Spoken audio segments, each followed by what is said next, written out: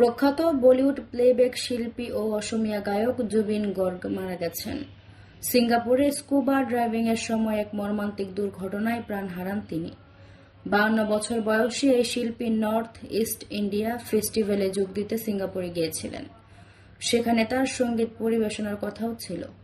সাগর থেকে উদ্ধার করার পর তাকে সিপিআর দেওয়া হলেও সিঙ্গাপুর জেনারেল হাসপাতালে নিয়ে যাওয়ার পর চিকিৎসকেরা তাকে মৃত ঘোষণা করেন। ভারতীয় সময় বেলা 2:30 তার মৃত্যু হয়। সিঙ্গাপুরের নর্থ ইস্ট ইন্ডিয়া ফেস্টিভ্যালের এক প্রতিনিধি জানান, স্কুবা ড্রাইভিংয়ের সময় জুবিন গর্গের শ্বাসকষ্ট হচ্ছিল।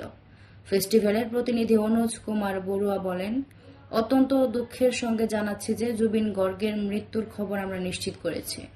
স্কুবা ড্রাইভিং করার সময় তার শ্বাসকষ্ট শুরু হয়, সঙ্গে সঙ্গে তাকে সিপিআর দেওয়া হয় এবং সিঙ্গাপুর জেনারেল হাসপাতালে নিয়ে যাওয়া হয়।